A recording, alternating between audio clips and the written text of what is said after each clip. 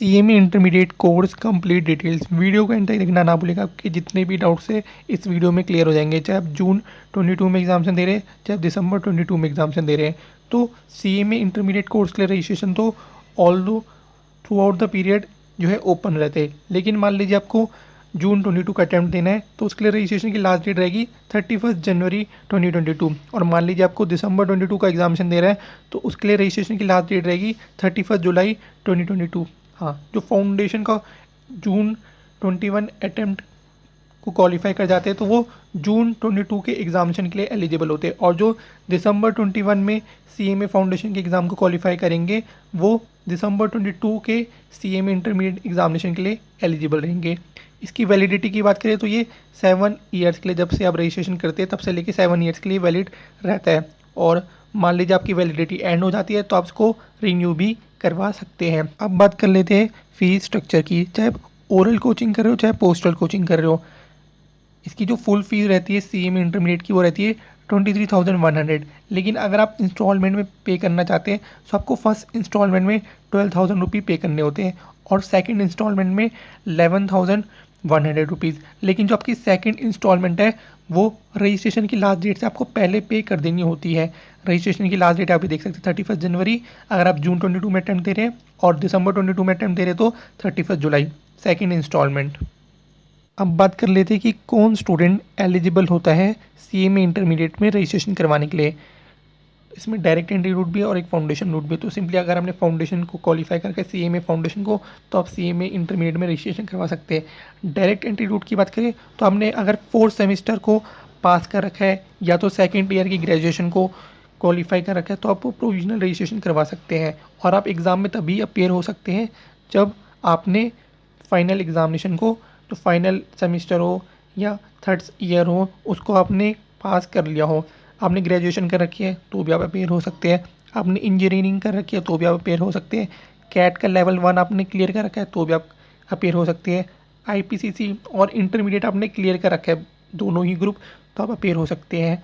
CS foundation, इसमें CS foundation लिखा है, CSEET नहीं लिखा। सीएस फाउंडेशन अगर आपने पास कर रखा है तो भी आप अपेयर कर सकते हैं। पोस्ट ग्रेजुएशन, डॉक्टरल, आप सीएस है, आप चार्टर्ड अकाउंटेंट है, आप सीआईएमए है, आप एसीसीए क्वालिफाइड है तो भी आप इसमें सीएमए इंटरमीडिएट में रजिस्ट्रेशन कर सकते हैं। आपको सीएमए फाउंडेशन देने की रिक्वायरमेंट नहीं पड़ेगी। तो ये डायरेक्ट एंट्री रूट के लिए हो गया।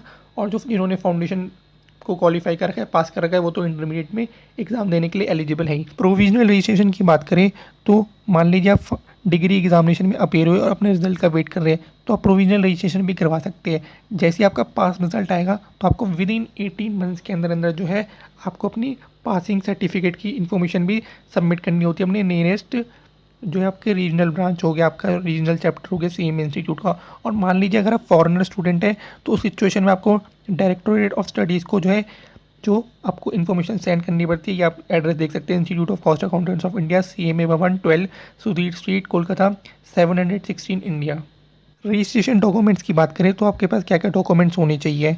सो attested copy of matriculation certificate, attested copy of 12th certificate और marks statement, attested copy of degree और 3 पासपोर्ट साइज फ़ोटोग्राफ्स। जिसमें जो आपको अटेस्टेशन करवाना होता है वो आप चाहे तो CMA से करवा सकते हैं, CS से करवा सकते हैं, CA से करवा सकते हैं, या तो कोई पार्लियामेंट स्टेट लेजिस्लेटिव के मेंबर से, या तो गैजेट ऑफिसर से, या तो प्रिंसिपल ऑफ अ कॉलेज से। तो उनसे आप जो है अटेस्टेशन करवा सकते हैं अपने रजिस्ट्रेशन डॉक्यूमेंट्स का। CMA इंटरमीडिएट के एग्जामिनेशन में अपेयर होने से पहले आपको मैंडेटरी सैप स्किल ट्रेनिंग करनी होती है। अब ये सैप स्किल ट्रेनिंग क्या, उसके लिए मैंने कंप्लीट डिटेल वीडियो बना रखी है, link in the description box. इसके लिए आपको ऐसा कोई फ़ी पे करनी नहीं पड़ती। उस जैसे आप ट्रेनिंग कंप्लीट कर लेते हो तो उसके बाद आपको असेसमेंट टेस्ट देना होता है। अब ये असेसमेंट टेस्ट क्या है उसके लिए भी मैंने वीडियो बना रखी है, link in the description box.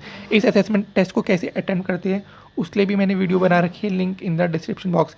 Practical training क्या है, प्रैक्टिकल ट्रेनिंग तो आप एग्ज़ाम के बाद भी कर सकते हैं। प्रैक्टिकल ट्रेनिंग बेसिकली आपकी आर्टिकलशिप, तो उसको आप ऑब्वियसली बात है इंटरमीडिएट के एग्जामिनेशन के बाद आपको स्टार्ट करनी पड़ती है। लेकिन जो आपकी स्किल ट्रेनिंग है वो आपको एग्ज़ाम से पहले करनी पड़ती है। किन स्टूडेंट्स को करनी पड़ती है, कौन स्टूडेंट्स नहीं भी करे तो भी वो एग्ज़ाम में दे सकते हैं, वो आप वीडियो रेफ़र कर लीजिएगा, link in the description box. अब जो स्टूडेंट फिजिकली चैलेंज्ड है जिनको 40 और मोर % डिसेबिलिटी है उनको जो है एविडेंस प्रोवाइड करने पड़ते हैं और उनको जो है इंस्टीट्यूट फीस रिफंड कर देता है। स्टडी मटेरियल की बात करें सो जो पोस्टल कोचिंग को ऑप्ट करते हैं उनका स्टडी मटेरियल तभी डिस्पैच हो जाता है जब उनको रजिस्ट्रेशन नंबर अलॉट कर दिया जाता है।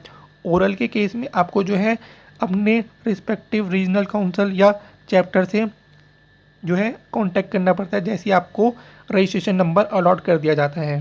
सीएमए इंटरमीडिएट सिलेबस की बात करें तो ग्रुप 1 में आपका पेपर नंबर 5 होता है फाइनेंशियल अकाउंटिंग, जिसमें 25% होता है अकाउंटिंग बेसिक्स, 40% होता है आपका प्रिपरेशन ऑफ फाइनेंशियल स्टेटमेंट, 20% होता है आपका self balancing ledgers, royalties, hire purchase, installment system, branch and departmental account, 15% होता है आपका accounting in computerise environment and accounting standards. उसके बाद पेपर 6 होता है आपका लॉ एंड एथिक्स का, जिसमें 30% होता है आपका कमर्शियल लॉज, 25% होता है आपका इंडस्ट्रियल लॉज, 35% होता है आपका कॉर्पोरेट लॉ एंड 10% होता है एथिक्स। पेपर 7 की बात करें तो होता है आपका डायरेक्ट टैक्सेशन का, जिसमें 10% होता है इनकम टैक्स एक्ट बेसिक्स, 70% होता है आपका head of income and computation of total income and tax liability, 20% होता है tax management administrative procedure and ICDS। उसके बाद पेपर 8 की बात करें तो होता है आपका कॉस्ट अकाउंटिंग का, जिसमें 40% होता है आपका इंट्रोडक्शन टू कॉस्ट अकाउंटिंग, 30% होता है आपका मेथड्स ऑफ कॉस्टिंग, 30% होता है आपका कॉस्ट अकाउंटिंग टेक्निक्स। ग्रुप 2 के सिलेबस की बात करें तो paper 9 operation management and strategic management, जिसमें 70% होता है ऑपरेशन मैनेजमेंट, 30% होता है आपका स्ट्रैटेजिक मैनेजमेंट। पेपर 10 होता है आपका cost management accounting and financial management, जिसमें 50% होता है कॉस्ट मैनेजमेंट अकाउंटिंग, 50% होता है फाइनेंशियल मैनेजमेंट। पेपर 11 होता है आपका इनडायरेक्ट टैक्सेशन, जिसमें 80% होता है इनडायरेक्ट टैक्सेशन और 20% होता है कस्टम लॉ। पेपर 12 की बात करें तो आपका होता है कंपनी अकाउंट्स एंड ऑडिट, जिसमें 50% होता है accounts of joint stock companies and 50% होता है आपका ऑडिटिंग का।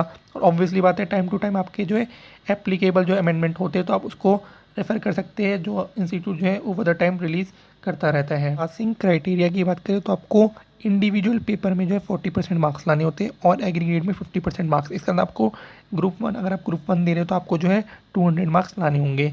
बात कर लेते हैं एग्जामेशन की। मान लीजिए आपके किसी पेपर में 60% मार्क्स आते थे, 60 और मोर, तो वो आपका पेपर हो जाता है एग्जाम्ड। अब कैरी फॉरवर्ड ऑफ मार्क्स, तो आपके मान लीजिए किसी पेपर में 60% मार्क्स है, 60% और मोर, तो वो पेपर हो जाता है आपका एग्जाम्ड और वो आप कितने अटैम्प्ट्स के लिए कैरी फॉरवर्ड कर सकते हो, तो वो 3 अटैम्प्ट्स के लिए कैरी फॉरवर्ड कर सकते हैं। और मान लीजिए आपके किसी पेपर में एग्जाम्शन थी और उस एग्जाम्शन वाले पेपर में आप अपीयर कर जाते हैं, तो वो जो आपकी एग्जाम्शन है वो हो जाएगी आपकी लैप्स, और जो आपने जो अटेम्प्ट करा पेपर, फिर आपके वो मार्क्स जो है आपकी मार्कशीट में विजिबल होंगे।